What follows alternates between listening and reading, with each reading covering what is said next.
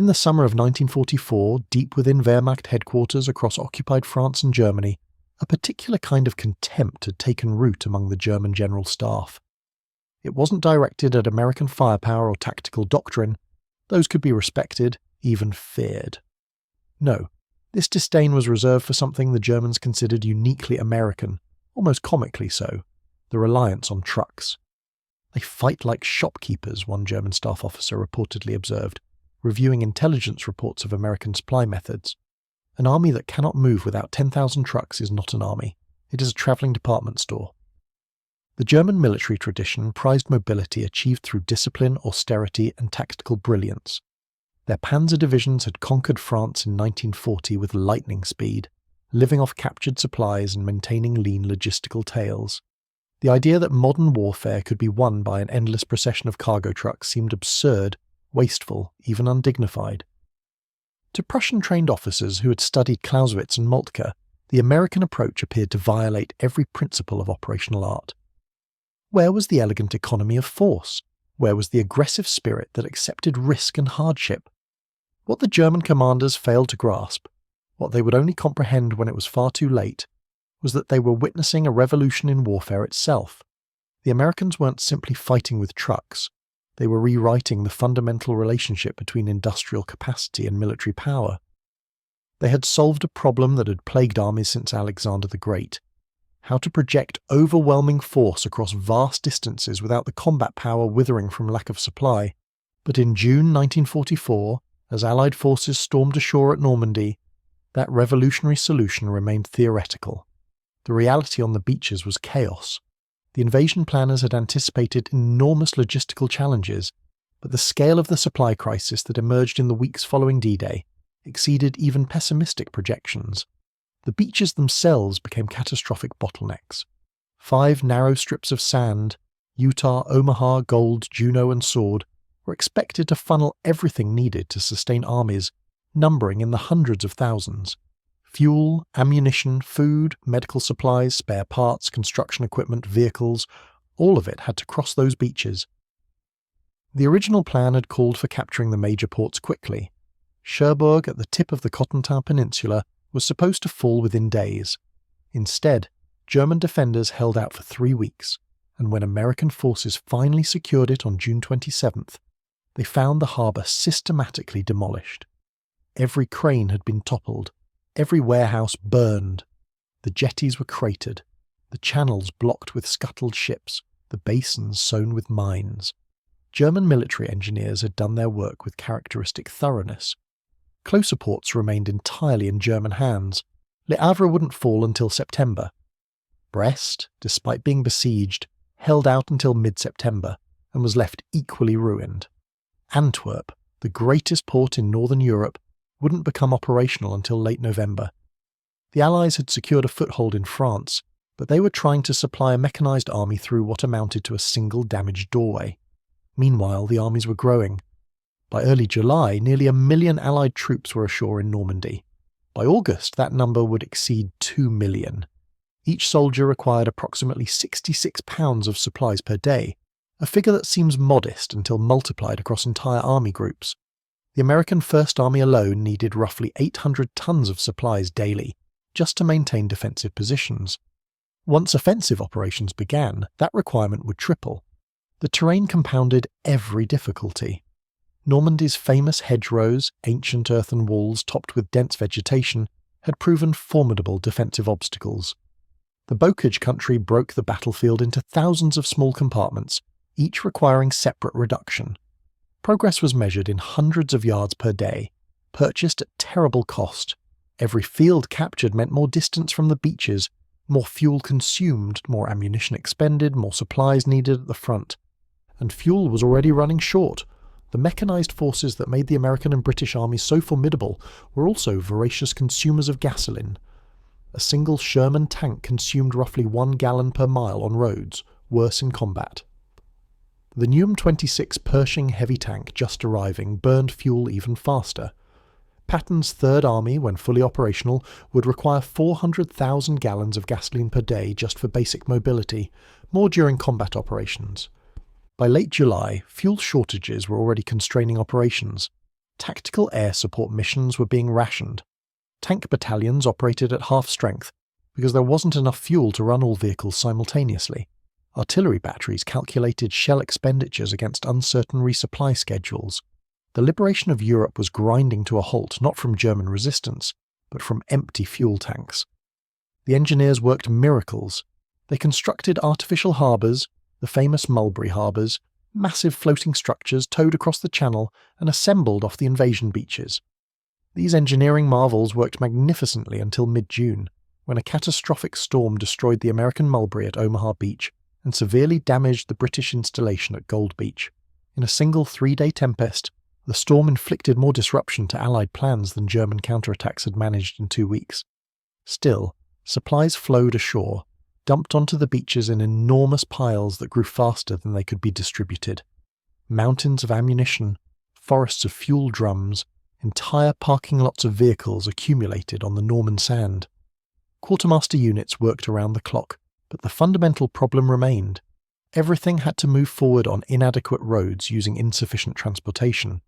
The French road network, excellent by European standards, was nevertheless designed for civilian traffic, not military supply columns.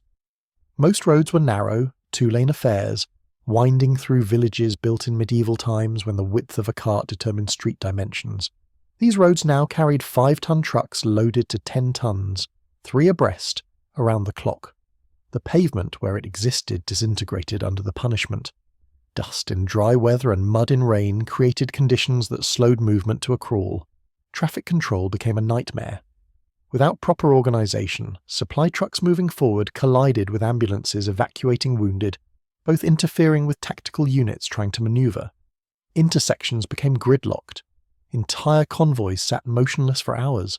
The American Army, designed for mobility, was achieving the mobility of a traffic jam in Manhattan. By early August 1944, the situation had reached a critical point. Operation Cobra, Bradley's breakthrough offensive, had succeeded brilliantly. German lines around St. Lo had collapsed. Patton's Third Army had been activated and unleashed into the gap. The Falaise Pocket was forming, threatening to trap entire German armies. Victory was within reach, but Patton's tanks were outrunning their supply lines.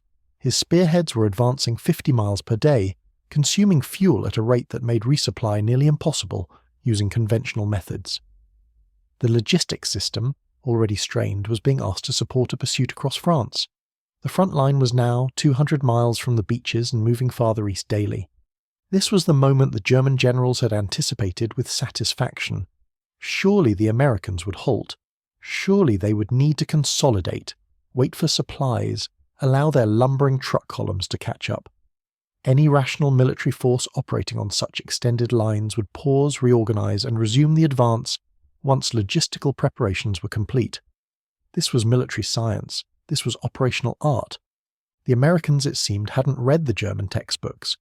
Instead of pausing, instead of accepting the limitations that their supply situation appeared to impose, they did something characteristically American. They improvised. They organized. They mobilized their greatest strategic advantage, not their tanks or aircraft or artillery, but their trucks. Thousands upon thousands of trucks. The German generals would soon stop laughing. They were about to witness logistics transformed into a weapon of war. The name came from railroading, a distinctly American contribution to military vocabulary. In the commercial rail industry, Red Bull freight designated high-priority cargo that received absolute precedence. Red Bull shipments moved on dedicated tracks, bypassed normal schedules, and couldn't be delayed for any reason. When railroad men saw a train marked with a Red Bull, they knew to clear the line immediately. Everything else waited. On August 25, 1944, the United States Army Transportation Corps appropriated that terminology for the most ambitious trucking operation ever attempted in warfare. The Red Bull Express would move critical supplies from Normandy to the advancing front using dedicated routes, priority loading, and around-the-clock operations. Everything else, every other supply mission, every other transportation requirement, would be subordinated to keeping Red Bull rolling. The concept was revolutionary in its simplicity and staggering in its scale. The Transportation Corps would establish one-way loop routes from supply depots in Normandy to forward distribution points near the front lines. Trucks would move in continuous convoy, southbound on one route, northbound on the return. No civilian traffic allowed, no other military traffic permitted without authorization, no stopping except for fuel, mechanical breakdown, or enemy action. The entire system would operate 24 hours daily, 7 days weekly, for as long as the armies needed it. Lieutenant General John C. H. Lee, commander of the communications zone responsible for all logistics in the European theatre, authorized the operation. Major General Frank Ross, commanding the Transportation Corps, would oversee execution. But the actual planning fell to dozens of officers and enlisted men in transportation units who had been quietly preparing for exactly this contingency since before D-Day. They began by mapping routes. The primary Red Bull Highway would run from the port of Cherbourg, still being cleared of demolitions but increasingly functional, through Saint-Lô and Alençon, then northeast to Chartres, bypassing Paris to the south, and continuing east to Somme-Sous, near Châlons-en-Champagne. From there, supplies would be distributed to forward depots serving the 1st and 3rd Armies. The route measured approximately 350 miles one way, 700 miles round trip. Every mile of those routes had to be surveyed, marked, and prepared. Engineers went ahead, assessing road conditions, identifying weak bridges, establishing fuel points and maintenance areas. Where roads were inadequate, they were widened. Where bridges couldn't support loaded trucks, bypass routes were marked or new spans constructed. Military police detachments established checkpoints at every significant intersection, equipped with signs, barriers, and radio communication. The routes themselves were marked with red balls painted on telephone poles, buildings, and road signs. In darkness, drivers would navigate by following reflective markers placed at regular intervals. Traffic control points were established every 20 to 30 miles, staffed around the clock with MPs who monitored convoy passage, reported delays, and ensured that only authorized Red Bull traffic used the routes. Finding the trucks proved less difficult than might be expected. The American military-industrial complex had produced vehicles in quantities that seemed almost supernatural. The General Motors Corporation alone had manufactured more trucks during the war than the entire German economy produced in all categories of vehicles combined. By August 1944, thousands of trucks sat in depots in England and Normandy awaiting assignment. The backbone of Red Bull would be the GMC CCKW, universally known as the Jimmy or Deuce and a Half. This 2.5-ton cargo truck represented American automotive engineering at its most practical. It featured a 6-cylinder engine, 6-wheel drive, and rugged construction that could tolerate extraordinary abuse. The CCKW could carry 5 tons on roads, more if drivers were willing to risk it, which they invariably were. It could ford streams, climb muddy slopes, and continue running with maintenance that would have immobilized more sophisticated vehicles. The Transportation Corps assembled truck companies from throughout the communication zone. Some were line haul units already performing supply missions. Others were hastily organized from replacement pools. The planners calculated they would need approximately 6,000 trucks operating simultaneously to meet the Army's requirements. That meant organizing truck companies into battalion-sized provisional units, establishing command structures and coordinating operations on a scale never before attempted. By August 25th, when Red Bull officially commenced operations, the Transportation Corps had assembled 5,958 vehicles organized into truck companies. Each company typically included between 48 and 60 trucks, plus administrative and maintenance vehicles. Companies were grouped into battalions for command purposes, though the actual operations were managed at company and platoon levels. The statistics tell one story, the human story tells another. Approximately 75% of Red Bull drivers were African American soldiers. This wasn't coincidental. The United States Army in 1944 remained rigidly segregated. Black soldiers were overwhelmingly assigned to service and support units, quartermaster companies, transportation battalions, engineering regiments, port battalions. Combat arms remained almost exclusively white, a policy that wouldn't fully change until after the war. These black soldiers had volunteered or been drafted under the same terms as white Americans, had undergone the same basic training, had taken the same oath. But they served in a military that reflected the racial prejudices of American society. They slept in separate barracks, ate at separate tables, used separate recreational facilities, and served under predominantly white officers. Many came from the South, where Jim Crow laws enforced strict racial segregation. Others came from northern cities where discrimination was more subtle but equally real. Now these men, drivers from the 514th Quartermaster Truck Regiment, the 519th Quartermaster Truck Regiment, and dozens of other transportation and quartermaster units, were being asked to perform one of the most critical missions of the European campaign. The success or failure of Allied strategy depended on their skill, endurance, and dedication. The men of the Red Ball Express came from every corner of American society. There were farmers from Mississippi who had driven tractors before they drove trucks. There were factory workers from Detroit who understood machinery instinctively. There were college students whose education had been interrupted by war. There were labourers, clerks, musicians, and athletes. What united them was the realization that, despite discrimination and segregation, they were about to prove something important.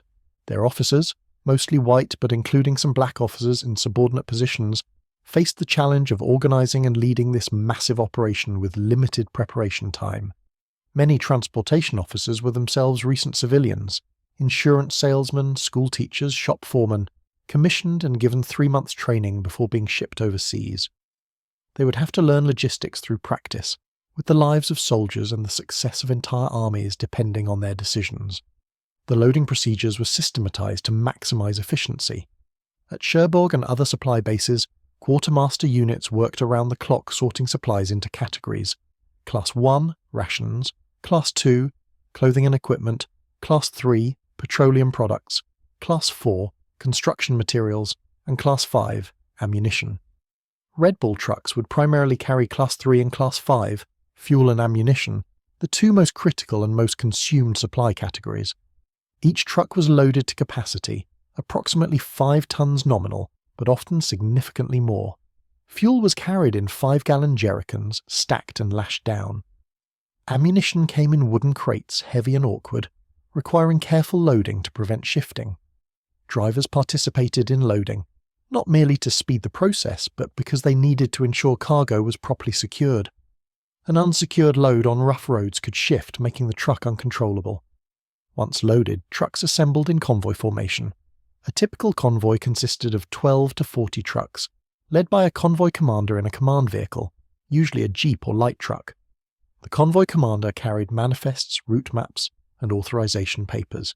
He was responsible for maintaining convoy discipline, ensuring no trucks were lost, and delivering the entire convoy to its destination. Convoys departed according to strict schedules. The Transportation Corps established a rhythm. Convoys spaced at intervals that prevented bunching but maintained continuous flow. On Red Bull's peak days, a convoy departed Cherbourg every 6 minutes. The system functioned like a river, individual drops of water merging into an irresistible current flowing toward the front. The first convoys rolled out on August 25, 1944. 332 trucks carrying supplies for Patton's Third Army departed from various depots and converged on the Red Bull route. They carried 4,482 tons of supplies, a respectable beginning. But it was only a beginning. Within a week, daily tonnage would double. Within 2 weeks, it would double again. The drivers, many of whom had never driven in convoy before, learned quickly. They learned to maintain proper spacing, close enough to prevent other vehicles from cutting into the convoy, far enough to allow reaction time if the truck ahead stopped suddenly. They learned to read the road, anticipating curves and slopes. They learned to shift gears smoothly while loaded, preserving transmissions that were already being pushed beyond design specifications. They learned above all that Red Bull never stopped. Fuel points were established every 100 miles where trucks could refuel without leaving the convoy route. Maintenance teams waited at intervals, ready to perform field repairs. Medical stations stood ready for accidents and injuries. The entire route had been transformed into a supply assembly line, with each element precisely positioned to keep the line moving. By early September, Red Bull was moving over 6,000 trucks daily, carrying more than 12,500 tons of supplies. The trucks rolled through French villages, where citizens lined the roads, waving and cheering. They rolled through landscapes still scarred by recent battle, past burned-out tanks and improvised cemeteries. They rolled through rain and dust, through day and night, through exhaustion and determination. The German generals, monitoring Allied movements from their increasingly desperate headquarters, began to understand what they were witnessing. This wasn't a supply convoy. This was industrial warfare made manifest. This was American economic power transformed into military capability. This was the future, and it was crushing them.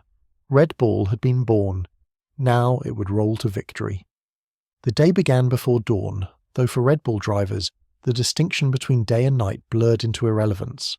Soldiers shook themselves awake in tents pitched beside the route, in requisition barns, in the cabs of their trucks where many had simply slept between runs. There was no formal reveille, no morning formation.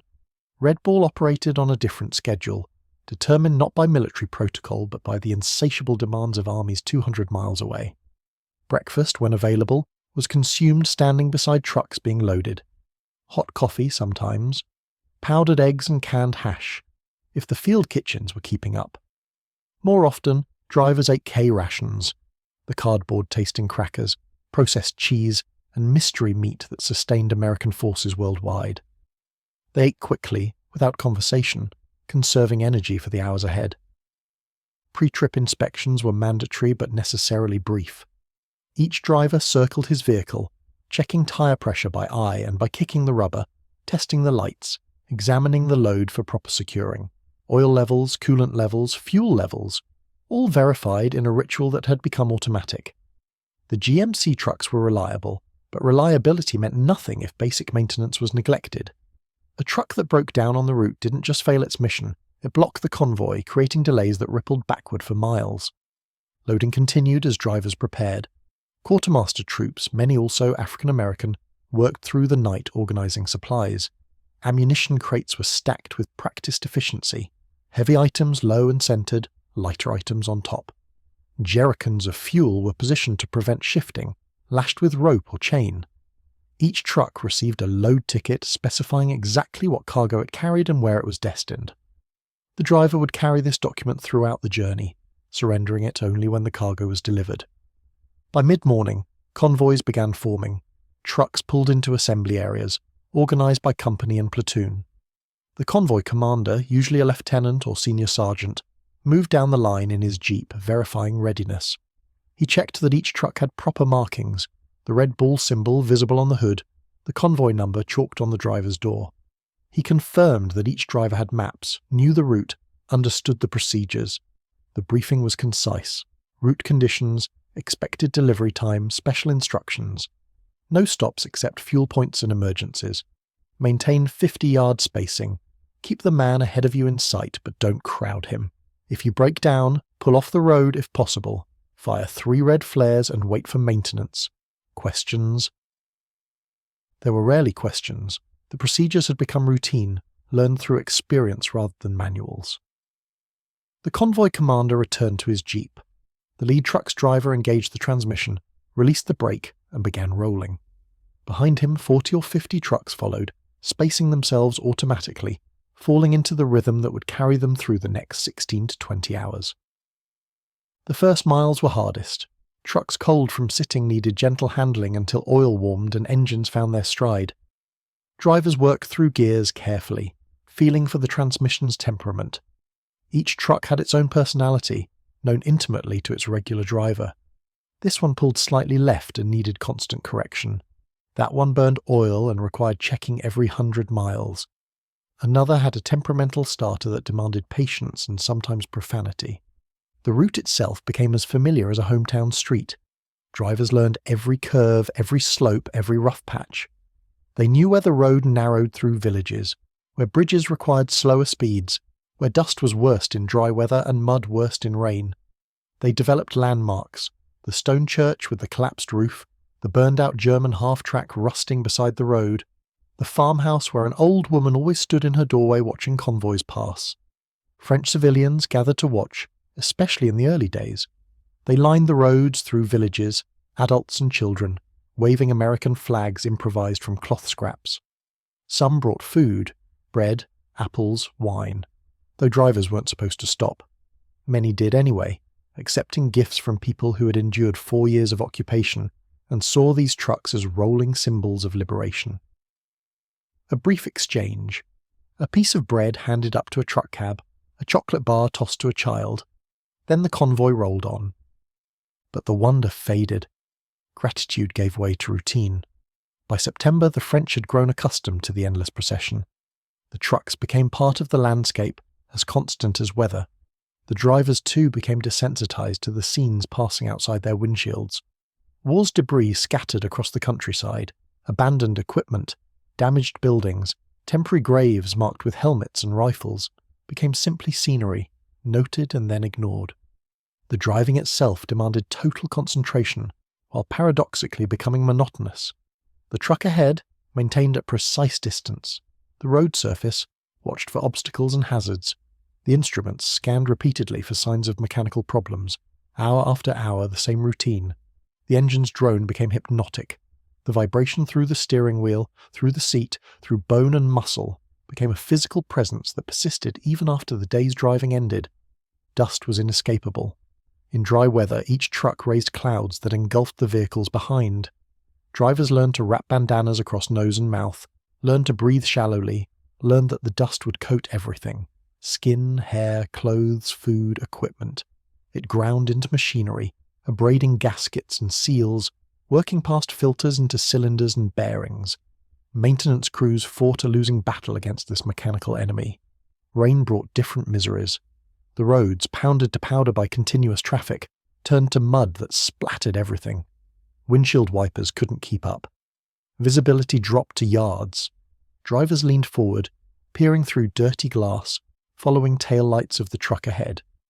The mud accumulated on windshields, on side windows, on headlights, requiring periodic stops to scrape glass clear. At night, convoy operations continued without pause, but the character changed. Blackout regulations required trucks to operate with minimal lighting. Tiny slits of illumination from headlights, fitted with special covers, dim tail lights that glowed like cigarette embers. The driver relied on seeing the truck ahead more than seeing the road itself. If he lost sight of the convoy, he risked becoming separated, lost in the darkness on roads shared with military traffic moving in all directions. Night driving extracted a special toll. Human beings aren't designed for nocturnal operations. Fatigue accumulated like a physical weight. Eyes burned from strain. Attention wandered despite conscious effort. The hypnotic rhythm of driving combined with exhaustion induced a state between waking and sleeping. Drivers developed tricks to stay alert, singing, talking to themselves, slapping their faces, chewing gum until their jaws ached. The fear of falling asleep at the wheel kept them awake, but barely. Fuel stops provided brief respite. Every 100 miles, convoys pulled into designated refueling points, where quartermaster troops waited with fuel trucks. The procedure was efficient. Pull in, dismount, guide the fuel truck operator to the tank opening, watch as fuel was pumped, sign the fuel log, mount up, roll out. 20 minutes, perhaps 30 if traffic was heavy. Time for a cigarette, a drink of water, a moment standing upright after hours sitting. Mechanical breakdowns were inevitable. Despite maintenance, despite the GMC's legendary reliability, trucks operated under conditions that exceeded any design specification. Engines overheated, transmissions failed, tyres blew, axles broke. When a truck broke down, the procedure was automatic. Pull off the road if possible, fire red flares to signal following trucks, wait for the maintenance team that patrolled the route continuously. Maintenance soldiers performed miracles with improvisation. They carried basic parts, fan belts, spark plugs, tyre tubes, but major failures required creativity. A broken spring might be reinforced with boards and wire, a failed water pump might be bypassed temporarily. The goal was always the same: get the truck moving again, get the cargo delivered, worry about proper repairs later. Accidents were common and often fatal. A moment of inattention, a patch of oil on the pavement, a mechanical failure at the wrong moment. The margin between safe operation and disaster was razor thin.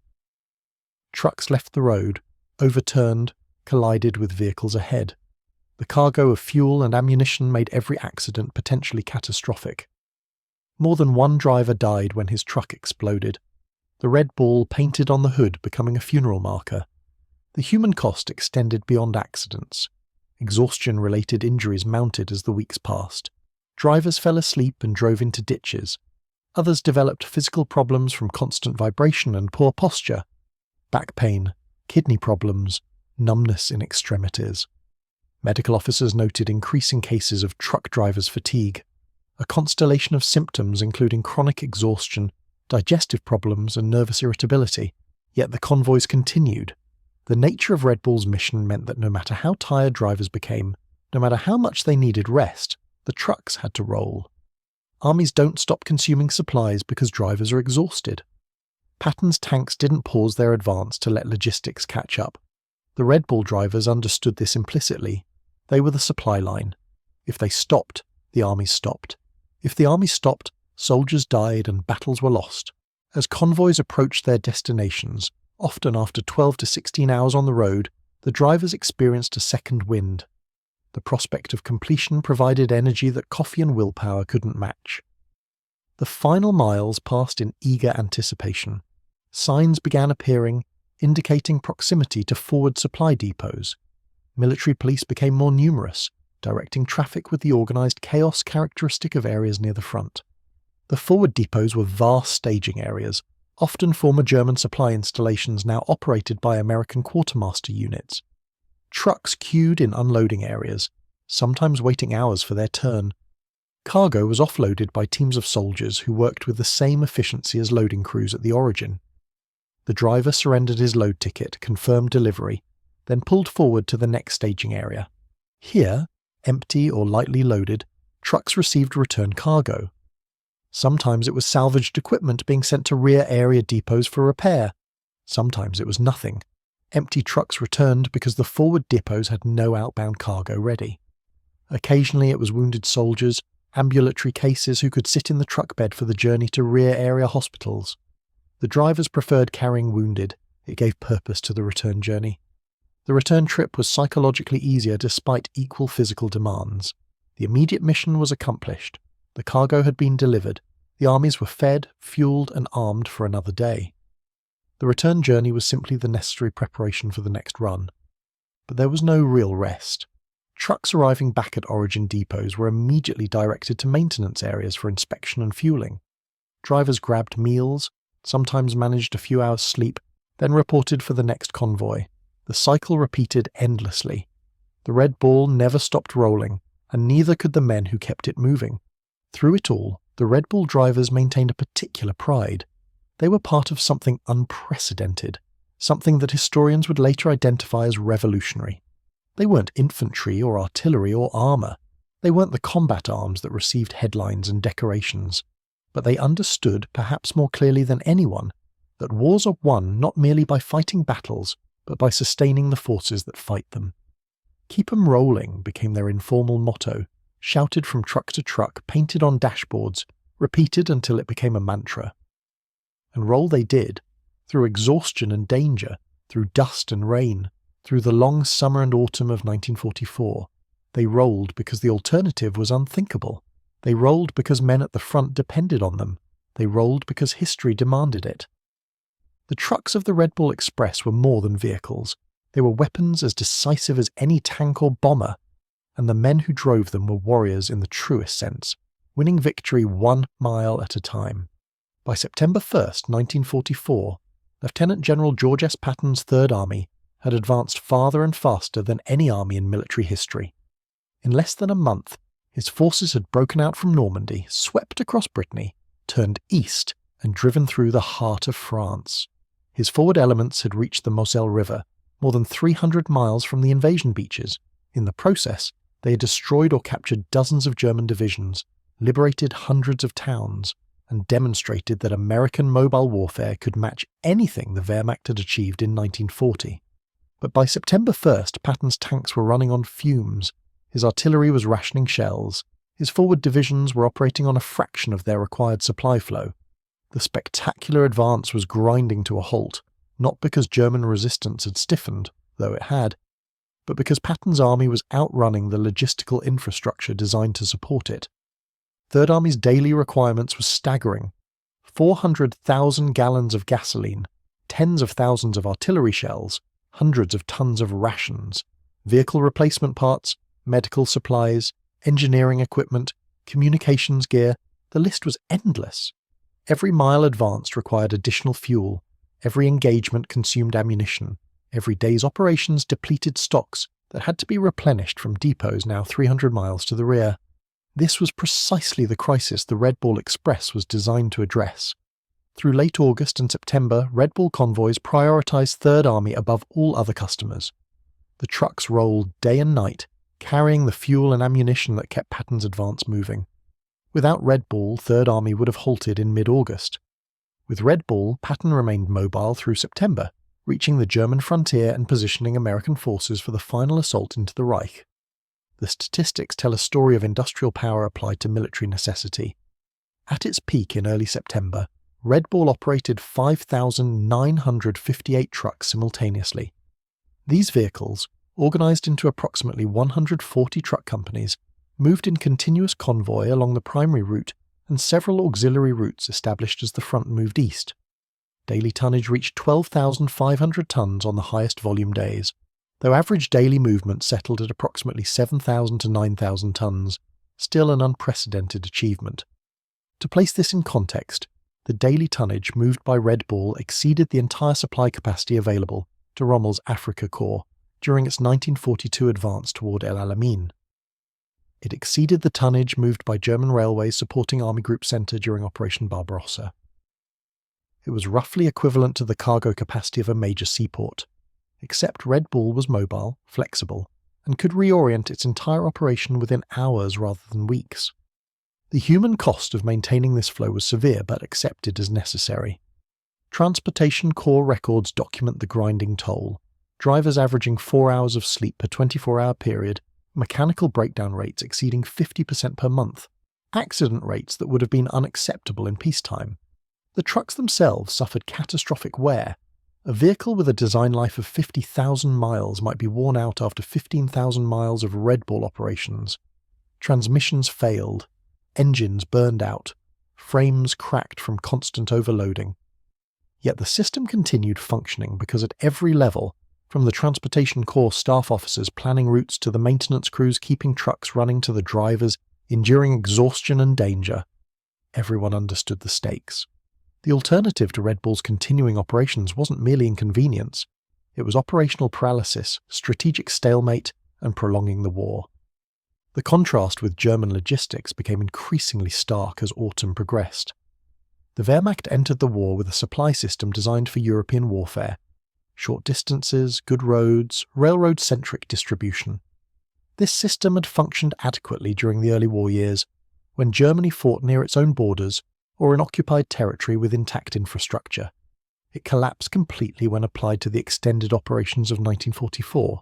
By September, German forces in France were in logistical freefall. The Allied air campaign had systematically destroyed French railways. Bridges over the Seine and Loire were dropped. Marshalling yards were cratered. Locomotives were destroyed. What rolling stock survived was increasingly immobilized by fuel shortages. The German army still relied heavily on horse-drawn transport for tactical supply. The Wehrmacht employed more horses than the armies of 1914. These horse-drawn units, adequate for moving supplies a few miles from railhead to front, were catastrophically inadequate for sustaining operations across France. German commanders facing the advancing Americans reported situations that bordered on absurd. Panzer divisions received fuel deliveries measured in litres rather than thousands of litres. Infantry divisions went days without food deliveries. Artillery batteries possessed guns but no shells. The famous German military efficiency had broken down completely at the operational level, not because German soldiers were less capable, but because their logistics system couldn't match American performance. Some perspective is required here. The German military had performed logistical miracles earlier in the war. The invasion of France in 1940 was a triumph of coordination, with panzer divisions sustained through rapid advances.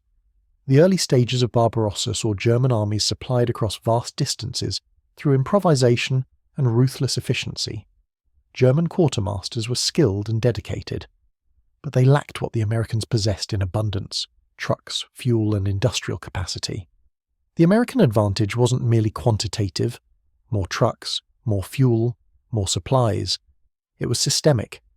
The United States had created an integrated logistics system that treated supply as central to strategy rather than subordinate to it.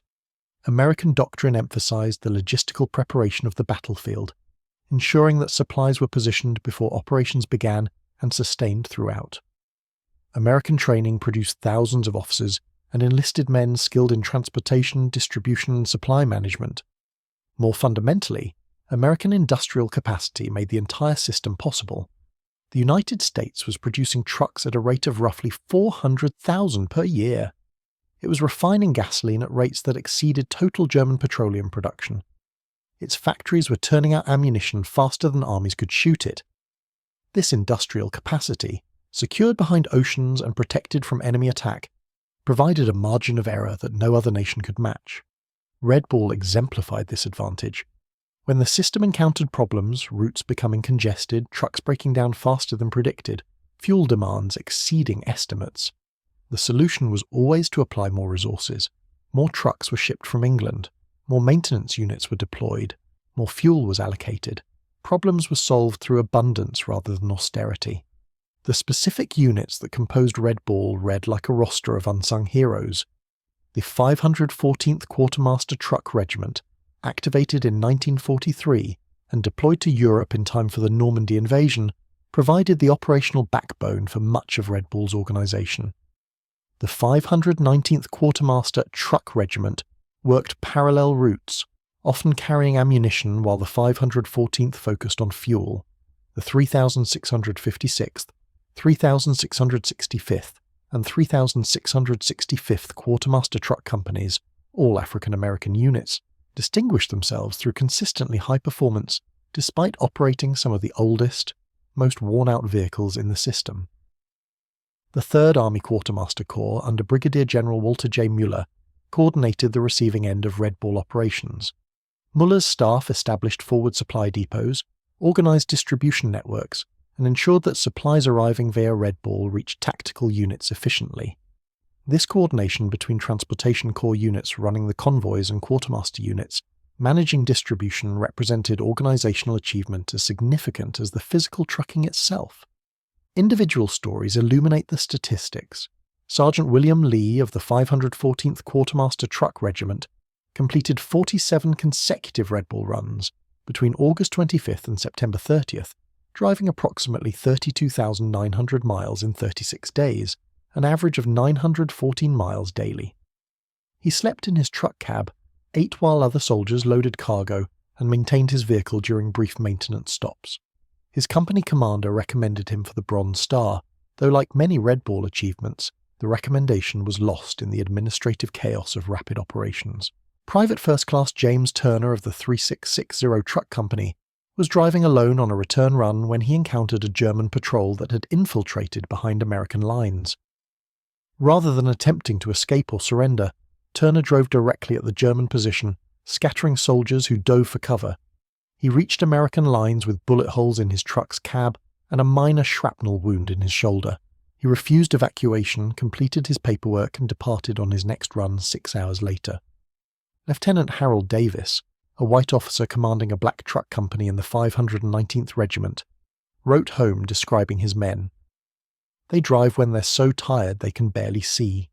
They drive through conditions that terrify me just riding as passenger. They do this without complaint, without recognition, without anyone except other drivers understanding what they're enduring. I am humbled daily by their dedication."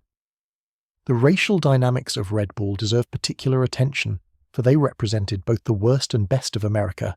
The segregation was absolute. Black drivers and white drivers, when both were present in a unit, lived separately, ate separately, and socialized separately. Black soldiers addressed white officers as Sir, while white soldiers used first names or nicknames. When units moved through rear areas, black soldiers faced discrimination from white military police, white quartermaster troops, and white combat soldiers. Yet on the Red Bull routes themselves, a strange equality emerged. Exhaustion and danger affected everyone identically. The trucks didn't care about the driver's race. The German aircraft that occasionally strafed convoys didn't distinguish targets by skin colour. The mission, keep rolling, deliver the supplies, sustain the advance, created a shared purpose that transcended, if it didn't eliminate, racial divisions. Some white officers who served with Red Bull units became advocates for integration, recognizing that black soldiers performed identically to white soldiers when given equal training and equipment. Some didn't. Prejudice proved remarkably resilient even in the face of contrary evidence. But the soldiers themselves, black and white, developed mutual respect born of shared hardship. They might not socialize off duty, but they understood that Red Bull's success required everyone's contribution. By mid-September, the operational situation began changing in ways that affected Red Bull's mission. The Allied advance, so rapid through August, slowed as it approached Germany itself. The Wehrmacht, falling back on shortened supply lines and prepared defences, stiffened resistance. The autumn rains began, turning the battlefields into mud that hampered mobility.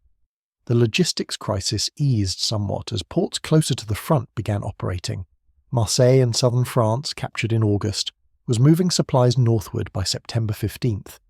Most significantly, the Allies confronted a strategic decision that would shape the war's final months.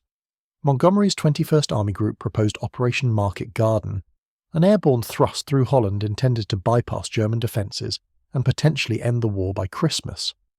Eisenhower, the Supreme Commander, supported the operation despite concerns about supply lines.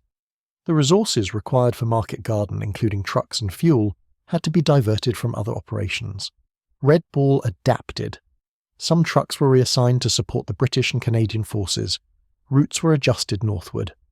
The tonnage moving to Patton's Third Army decreased as resources shifted to Montgomery's forces. This adjustment demonstrated Red Bull's flexibility. The system wasn't rigid but could respond to changing strategic priorities. Market Garden's failure in late September confirmed what many logistics officers already knew. The war wouldn't end in 1944. The Rhine remained uncrossed. German forces, though battered, retained organisational cohesion. The winter campaigning season approached, bringing weather that would slow all operations. The supply crisis that Red Bull had been established to solve had eased, but not through victory, through operational stalemate. By October, the need for Red Bull was diminishing. The front had stabilised along the German border. Ports closer to the fighting, Antwerp most notably, were becoming operational or nearly so. The communication zone had established more permanent supply infrastructure, railroads restored to operation, depot systems organised, regular trucking routes replacing emergency convoys. The Red Bull routes from Normandy, stretching now over 400 miles one way, were becoming inefficient compared to shorter supply lines from closer ports. The Transportation Corps began planning Red Bull's phase-out. The trucks would remain essential, but they would return to conventional operations, moving supplies from ports to depots to forward areas, without the emergency priority and dedicated routes that defined Red Bull. Some truck companies would be reassigned to support operations in the Ardennes. Others would move to southern France, supporting the 7th Army's advance from the Mediterranean coast. On November 16, 1944, Red Bull Express officially ceased operations. The announcement came without ceremony. Convoy operations simply reverted to normal procedures. The dedicated routes were open to all traffic. The Red Bull markers were removed from telephone poles and road signs. The truck companies continued working. Supplies still needed moving, but the unique character of Red Bull was over. In its 83 days of operation, Red Bull had moved approximately 412,193 tons of supplies, primarily fuel and ammunition, from Normandy depots to forward areas. The trucks had travelled an estimated 89 million ton-miles, a statistical measure combining tonnage and distance that logistics officers use to quantify transportation work. Peak daily operations had seen nearly 6,000 trucks moving more than 12,500 tons. More significantly, Red Bull had sustained Allied offensive operations through the critical period following the Normandy breakout. Without Red Bull, Patton's advance would have halted in mid-August. Without Red Bull, the liberation of Paris might have been delayed weeks or months. Without Red Bull, the Allied armies would have faced the same logistical paralysis that crippled German forces. The cost had been substantial.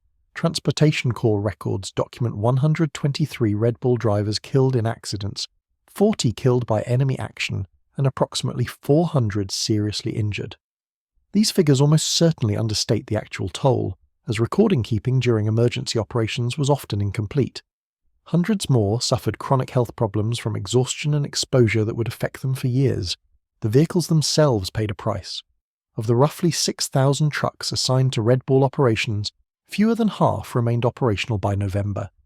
The rest had been literally driven to destruction.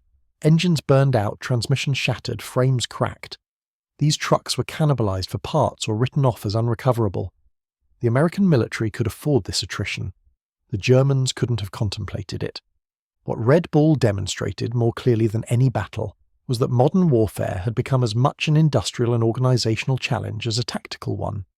The side that could move more supplies more efficiently would triumph regardless of tactical brilliance or operational artistry. The Americans had solved the logistics problem not through cleverness or innovation, though both were present, but through the systematic application of industrial capacity to military necessity. The German generals had stopped laughing. They now understood what they faced: an enemy that could produce trucks faster than they could destroy them, that could deliver fuel faster than they could consume it, that could sustain operations at tempos impossible for traditional military organizations. The Wehrmacht was fighting not merely the American army, but the American economy, and that was a battle they could never win. Red Bull Express had proven that logistics, properly organized and adequately resourced, was as decisive as any weapon system. The trucks rolling through France were as important to victory as the tanks they fueled, the artillery they supplied, the infantry they sustained. The men who drove those trucks, predominantly black, universally underappreciated, performing one of the war's most critical missions, had written themselves into history even if the official histories initially overlooked them. The war would continue for 6 more months. The trucks would continue rolling, though without the Red Bull designation. The drivers would continue their dangerous, exhausting work. But the moment when logistics became a visible, decisive factor in modern warfare had passed. Red Bull had proven what was possible. The legacy would endure long after the last convoy rolled. The official termination of Red Bull Express on November 16, 1944, marked the end of emergency operations, but not the end of the story. The trucks continued rolling, the drivers continued driving, the supplies continued flowing, but the character changed from crisis response to steady-state logistics. The war entered its final phase, grinding toward conclusion through the winter of 1944-45 and into spring 1945, sustained by supply systems that had learned from Red Bull's experience. The immediate post-war period saw Red Bull largely forgotten in official narratives. The major histories published in the late 1940s and 1950s focused on combat operations: D-Day, the Battle of the Bulge, the Rhine crossings, the drive into Germany. Logistics received mention primarily when failures occurred. The smooth functioning of supply systems generated no headlines, received no decorations, inspired no dramatic narratives. This neglect was particularly pronounced regarding the African American soldiers who composed 75% of Red Bull's drivers. The military's official histories, reflecting the racial attitudes of the era, minimized or omitted black contributions. The thousands of black soldiers who drove the Red Bull routes received scant recognition. Many returned to civilian life in a still segregated America, where their military service earned neither gratitude nor opportunity. Yet among logistics professionals, Red Bull became legendary. The Transportation Corps studied it as a case study in large-scale convoy operations. The Quartermaster Corps analysed it as a model for emergency supply response. Staff colleges incorporated Red Bull into curriculum, teaching future officers that logistics could be a decisive weapon if properly organised and adequately resourced. Specific lessons emerged, some obvious, others subtle. The operational lessons were straightforward. Dedicated routes reduced congestion and accidents. Priority designation ensured resources reached critical points. Around-the-clock operations maximised utilisation of available assets. These principles were codified into doctrine, applied in subsequent operations, and eventually became standard practice. The organisational lessons proved more complex. Red Bull demonstrated that logistics required centralised planning but decentralised execution. The Transportation Corps headquarters could designate routes and allocate resources, but actual operations had to be managed at company and platoon levels by officers and NCOS empowered to make immediate decisions. This balance between control and flexibility became a hallmark of effective American logistics. The human dimension provided the most important lessons, though these were slowest to be absorbed. Red Bull proved that soldiers, properly trained and motivated, could sustain operations at intensities that exceeded peacetime standards by orders of magnitude. The drivers who completed 40 or 50 consecutive runs, sleeping 4 hours per night, eating irregular meals, working through exhaustion, they demonstrated that human endurance, when purpose was clear and leadership competent, exceeded what manuals and regulations assumed possible. But this lesson came with a darker corollary. Such intensity was sustainable only temporarily. The physical and psychological toll documented in medical records showed that human beings, however motivated, had limits. Soldiers could perform at Red Bull intensities for weeks, perhaps months. Beyond that, breakdown was inevitable. Physical injury, psychological trauma, simple collapse from accumulated exhaustion.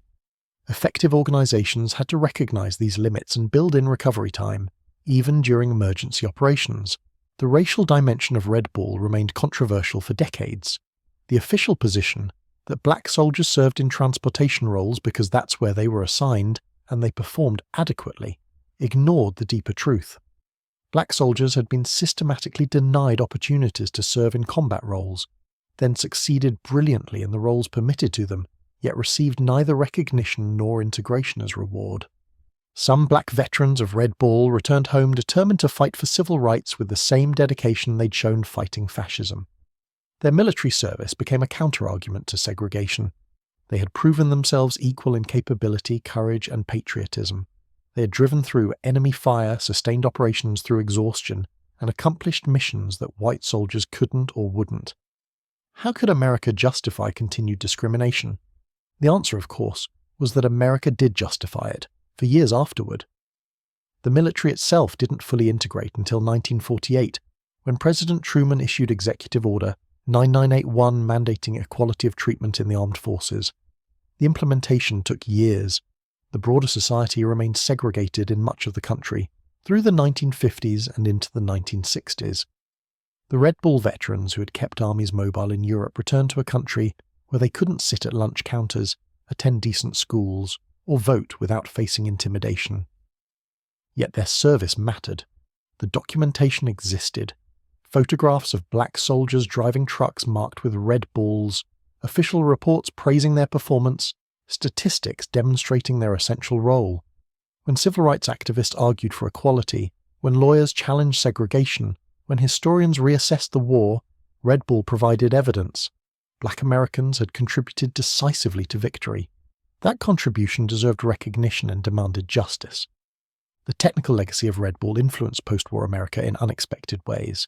The massive trucking operation demonstrated that highway transportation could move extraordinary volumes if infrastructure was adequate and operations were organized.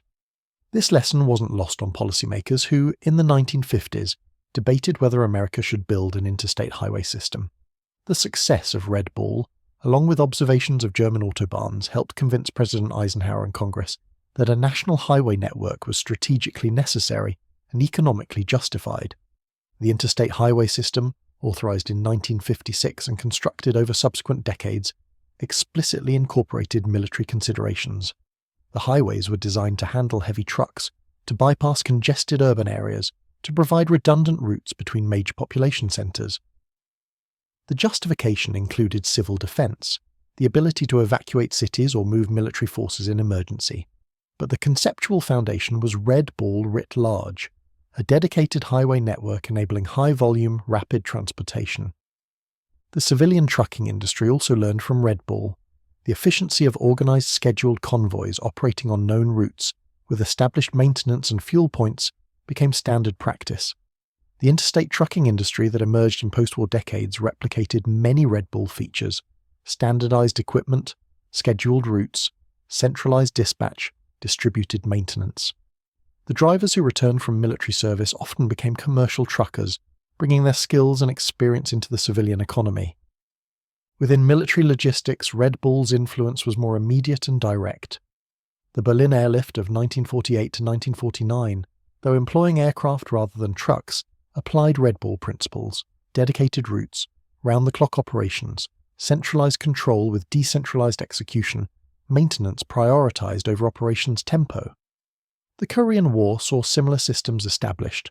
Though called supply trains rather than express routes, the organizational principles were identical. Vietnam presented different challenges: counterinsurgency rather than conventional warfare, underdeveloped infrastructure, guerrilla threats to supply lines. But American logistics still reflected Red Bull's lessons. The emphasis on maintaining flow regardless of obstacles, the willingness to commit enormous resources to supply operations, the understanding that logistics was as important as combat operations. These principles, validated by Red Bull, shaped American military operations throughout the Cold War and beyond. The historiography of Red Bull itself evolved significantly. The early neglect gave way to recognition beginning in the 1980s and 1990s as historians began documenting African American contributions to the war effort more comprehensively.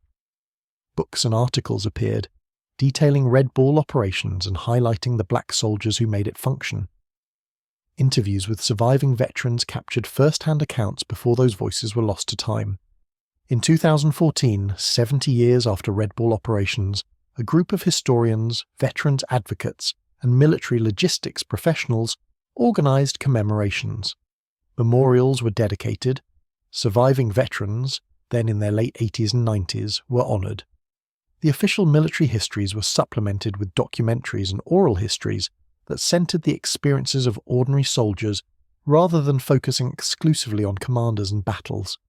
These retrospective honors, while welcome, carried an element of tragedy. Most Red Bull veterans had died without recognition. They had carried their memories privately, without public acknowledgement of their service. Their families often knew only fragments of their military experience, that grandfather had driven trucks in France, that uncle had served in a transportation unit. The details, the significance, the historical importance remained obscure until most participants were gone. Several veterans who lived to see recognition expressed mixed feelings. Pride certainly, they had served honourably in a critical mission. Satisfaction that their contribution was finally acknowledged. But also frustration and anger that recognition came so late, after most comrades had died unheralded, after decades during which their service was minimised or ignored. "We knew it was important," one veteran said in a 2010 interview. "We knew we were keeping the armies moving, keeping men alive by getting them supplies.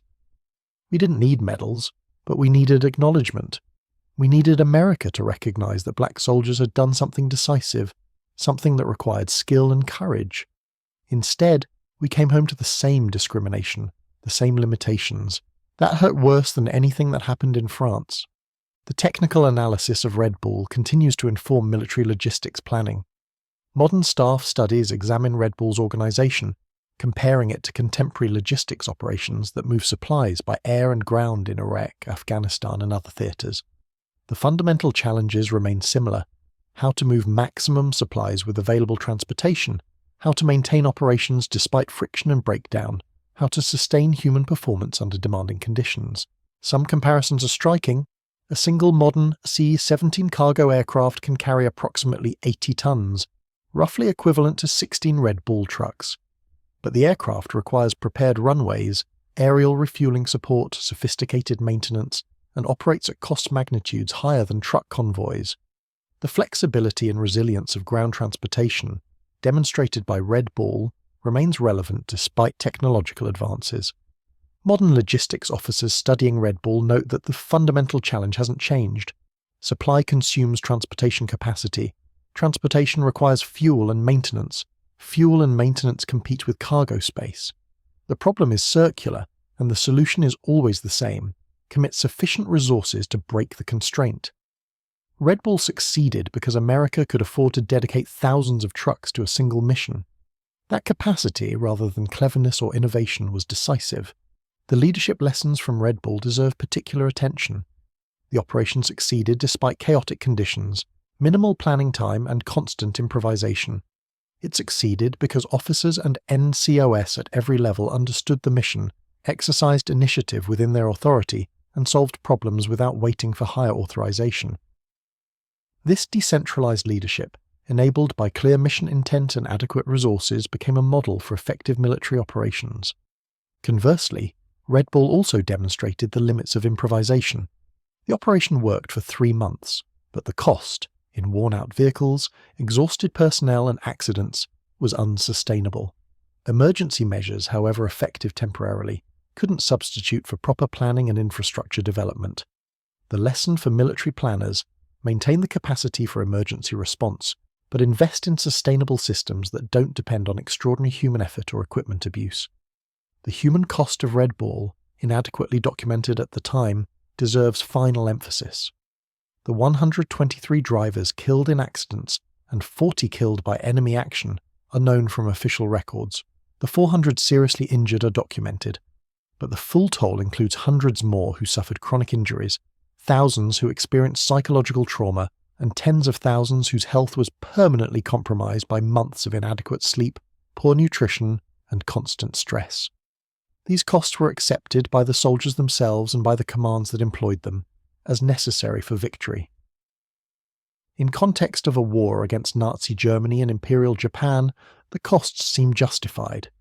But the soldiers who paid those costs deserve more than acknowledgement that their sacrifice was necessary. They deserve recognition that their contribution was extraordinary, that they accomplished something historically significant, that their service merits remembrance alongside more celebrated military achievements. The Red Ball Express operated for 83 days in 1944. It moved 412,193 tons of supplies. It sustained Allied armies through the critical period following the Normandy breakout. These are facts, documented and verified. But the deeper truth is that Red Ball represented a transformation in warfare itself, the point at which industrial capacity, organizational skill and human determination combined to make logistics as decisive as combat. The German generals who had laughed at American dependence on trucks learned their error. The American military learned that properly organized logistics could be a war-winning capability. The historians who later examined the war learned that victory required more than battles. It required the sustained effort of soldiers whose names appeared in no headlines, but whose work made everything else possible. The Red Ball Express rolled into history as one of the great achievements of the Second World War. Its legacy extends beyond military logistics, touching on race relations, infrastructure development, organizational theory, and the fundamental question of how modern societies mobilize resources for collective purposes. The trucks have long since been scrapped, the routes now carry civilian traffic, and most of the drivers have passed away. But what they accomplished, keeping armies mobile through sheer determination and organizational excellence, remains a standard against which all subsequent logistics operations are measured. They kept them rolling. In doing so, they helped win a war and changed history. That achievement, finally recognized and properly honored, stands as testament to what ordinary people can accomplish when purpose is clear, leadership is competent, and dedication is absolute. The Red Ball Express will be remembered as long as people study how wars are won and societies are sustained. The soldiers who drove those trucks, particularly the African American majority who served despite discrimination and without recognition, earned their place in history. This is their memorial. A story told, a contribution acknowledged, a legacy preserved,